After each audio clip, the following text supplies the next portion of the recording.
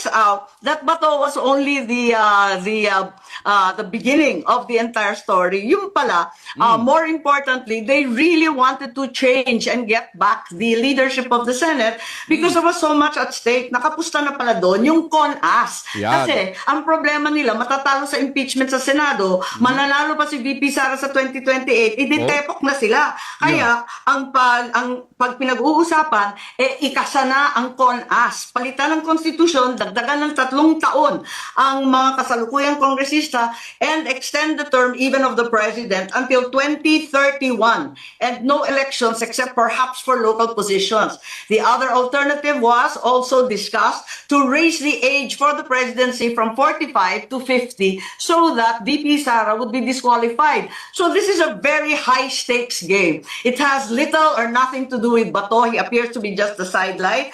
And galit ang Pilipino sa term extension. Ayaw natin ng Noel. Bakit natin pipilitin na naman to? This has lost time and time again.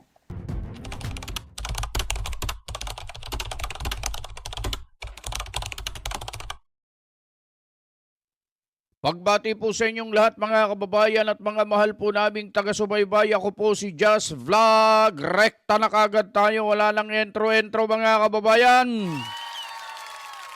Matindi po itong ibinulgar ni Senator Amy Marcos na mapapanood natin sa pagkakataong ito mga kababayan. Dahil sa hindi nagtagumpay ang kanilang plano nitong mga minority na agawin ang liderato sa Senado, ay nagkamali tayo ng pindot mga kababayan, ay meron po silang plan A, plan B, plan C hanggang sa plan Z mga kababayan. Mahaba pong plano yan Oo, kasi pagka hindi ka nagtagumpay sa isang plano mo, may reserba ka pa mga kababayan. Ang reserba po nila mga kababayan dahil hindi nila makuha-kuha ngayon ang liderato sa Senado mula noong umupo bilang Senate President si Alan Peter Cayetano mga kababayan ay halos araw-araw na may napapabalita. Alam nyo ang nagkakalat ng matinding balita mga kababayan? Ang mga malalaking mainstream media mga kababayan ang nagkakalat. Ano ipinapakalat nila? Ang lagi nilang ipinakakalat yung bagong uupo daw na Senate President, magkakaroon ng ko sa Senado. Araw-araw yan na may pinalalabas sila.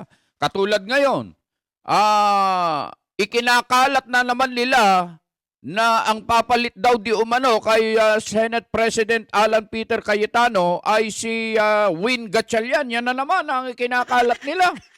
At ito pa ang matinding ikinakalat nila ngayon mga kababayan sa pangungunan nitong mga malalaking mainstream media. Si Senator Rodante Marcoleta daw mga kababayan ay kinasuhan ng ombudsman mga kababayan dahil doon sa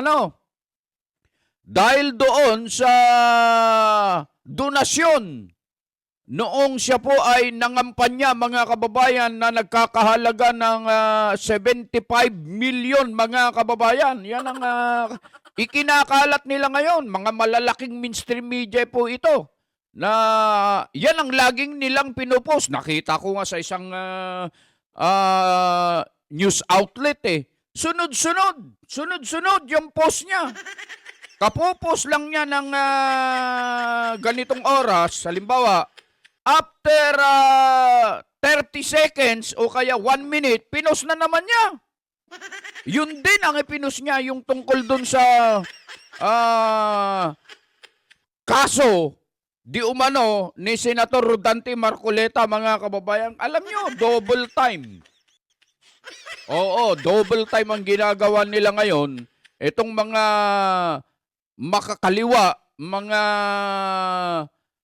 nasa minority ngayon, at higit sa lahat, syempre, sino bang maghahangad na mapalitan ang liderato sa Senado? Hindi ba itong mga involved sa nakawan, sa napakalaking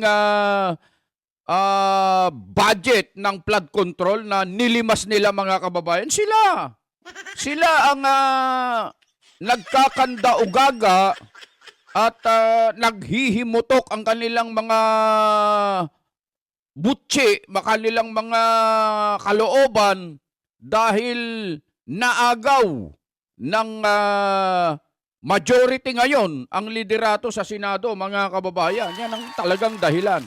Pero mga kababayan, hindi natutulog ang ating mga kababayan. Hindi sila tanga, hindi sila bobo, mahuhusay, magagaling. At mapanuri na ngayon ang ating mga kababayan. Hindi basta-basta mapapaniwala dito sa mga propaganda na isinisiwalat ngayon ng mga malalaking mainstream media, mga kababayan. Ha? Katulad nito, mga kababayan, yung mapapanood nyo ngayon, ito, matinding revelasyon nito, ha.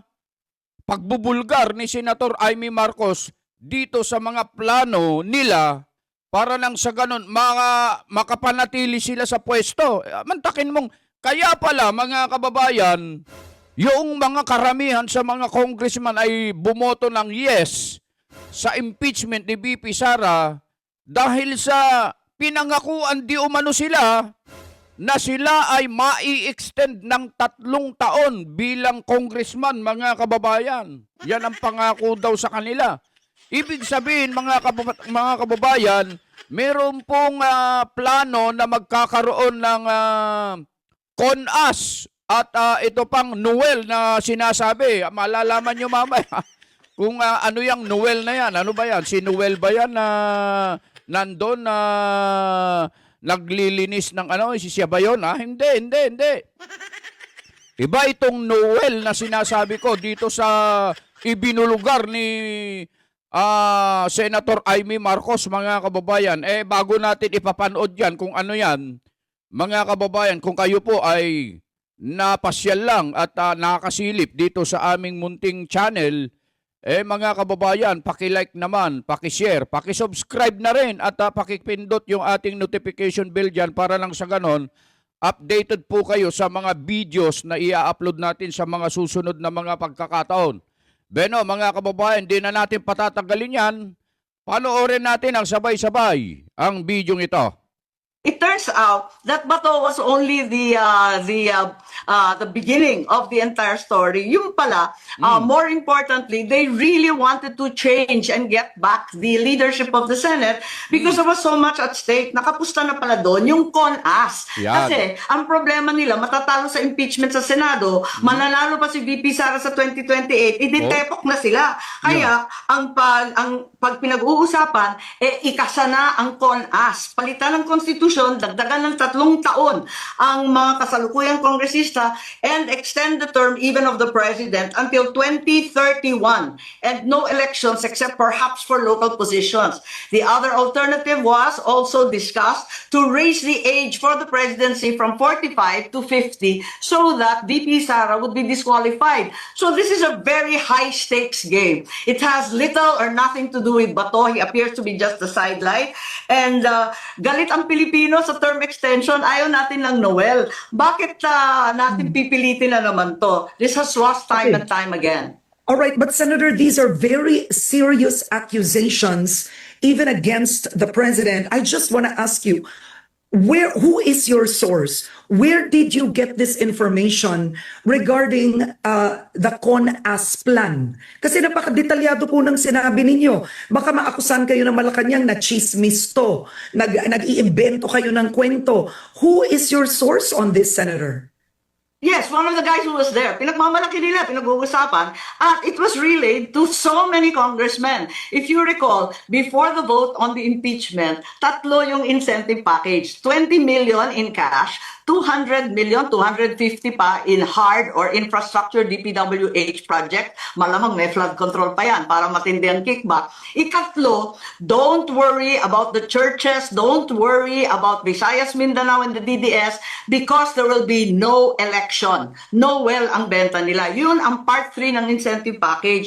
Tapos, yun nga, gusto nila tigilan na ang flood control investigations kasi mabigat na yung ebidensya, limpak-limpak na yung dokumento, ang dami kami nagpipresenta at kahit kamag-anak ko, klaro naman na may ebidensya na kay Martin Romualdez, andyan kay Sandro Marcos, andyan rin kay Presidente Bongbong. Kamag-anak ko to, pero wala tayong magagawa, andyan na yung ebidensya. Ayan mga kababayan ito po yung hindi na natin kukumpletuhin yan. Mahaba po kasi yan pero at least doon pa lang sa video na yon na napanood nyo mga kababayan ay nakuha na natin kung ano po yung sinasabing Con-As at Noel. Alam nyo itong nangyari kay Senator Bato de la Rosa mga kababayan, batay dito sa sinasabi ni Senator Amy Marcos, ano lang yan? Para lang matuon yung isip at pananaw ng mga tao dyan. Para dyan sila mag-focus doon sa arrest warrant ni Senator Bato de la Rosa. Mantakin mong 250,000 na mga pulis ang itinalaga para arestuhin siya mga kababayan. Samantalang yung mga magnanakaw sa flood control, kahit isang pulis walang itinalaga dyan mga kababayan. Di po ba mga kababayan? Pagkatapos ito, narinig nyo po, yung binebenta po nila ayon sa napanood natin na pahayag ni Senator Amy.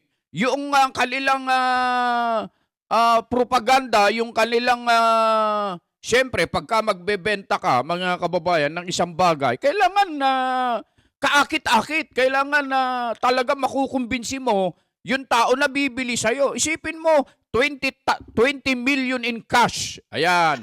Ano pa? 250 ng project infrastructure. Kasama na po dyan ang flood control para mas malaki di umano ang kickback. Yan. Talagang bibili sila dyan. At higit sa lahat, paano nila napapayag yung mga napakaraming congressman na bumoto ng yes? Eto yon mga kababayan. Yung Noel na tinatawag. Ano ba yung Noel, Kajas? Yung no election. Kaya sabi nga kanina, don't worry sa mga churches, don't worry sa mga Luzon, Visayas at Mindanao, mga kababayan, sapagkat magkakaroon po o hindi magkakaroon ng eleksyon. Ibig sabihin, mai-extend yung kanilang panunungkulan ng 3 taon kasama po ang presidente, mga kababayan. Yan yung sinasabing Con-As na ibinulgar ni Ate Umanang Amy Marcos, mga kababayan. So, mga kababayan, dito malinaw na yung ginagamit nila o ginagawa nila na pag-aresto kay Senator Bato de la Rosa, ano lang yan, palabas. Para dyan mag-focus, dyan matuon yung atensyon ng lahat ng mga kababayan natin para maiba. Pero sa likod niyan, mga kababayan, meron silang pinaplano. Meron silang ibang tinatarget na mangyayari sa mga hinaharap at nang sa ganon ay ma-extend ba ang kanilang panunungkulan at nang sa ganon hindi sila maimbestigahan, lalong-lalo na po dito sa anomalya sa flood control, mga kababayan. Yan ang totoo dyan. Kaya sabi nga pero mga kababayan, meron akong nakita, nabasa na wala daw sa plano yon, sabi ni Senator Ping Lacson. May nabasa ako Yun daw Con-As, hindi raw kasama yun sa pinag-usapan. Si Senator Ping Lacson yun Ibig sabihin, mga kababayan, yung sinabi, pinasisinungalingan niya Pinasisinungalingan ni Senator Ping Lacson yung sinasabi ni Senator Amy Marcos. Wala daw yun sa pinag-usapan. Tanong, ano pinag-usapan nyo? Ibig sabihin, meron silang usapan talaga. Mga kababayan, tinan mo, nangangatwiran na si Senator Ping Lacson, mga kababayan. Hindi naman siyang sinasabihin, pero nangangatwiran na, mga kababayan, na hindi raw kasama yon sa pinag-usapan, mga kababayan. Ano pinag-usapan nyo? Yung matigil ang pag-iimbestiga sa flood control para hindi madawit yung inyong mga amo. Ganun ba yon, Senator Ping Lacson? Pinag-usapan nyo ba na ma-extend yung panunungkulan ng inyong mga kaalyado? Ganun ba yon? Hindi kasama yung sinasabi mo na Con-As? Mga kababayan, ganun ba yon? Mga kababayan? So, mga kababayan, narinig natin. Kayo na po magpasya dito sa ibinulgar ni Manang Aimee Marcos tungkol dito sa no election CONAS na sinasabi. Sana mga kababayan, ikalat nyo po ito, i-share nyo po ito para nang sa ganun malaman ng ating mga kababayan ang tunay na nangyayari.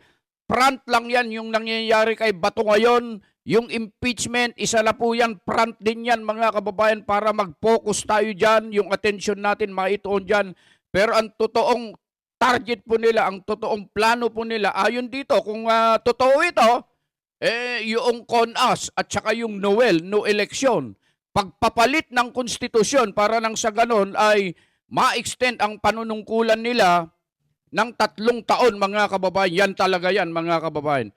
Yun lamang ang aming maibabahagi ngayong araw na ito mga kababayan. Muli po ang inyong lingkod, Just Vlog. Bumabati po sa inyong lahat, Luzon, Visayas at Mindanao at sa lahat ng mga kababayan natin dyan sa abroad, mga kapatid, na patuloy pong sumusubaybay sa ating munting programa. Ano man ang inyong ginagawa, nasa man po kayo, lagi po kayong mag-iingat.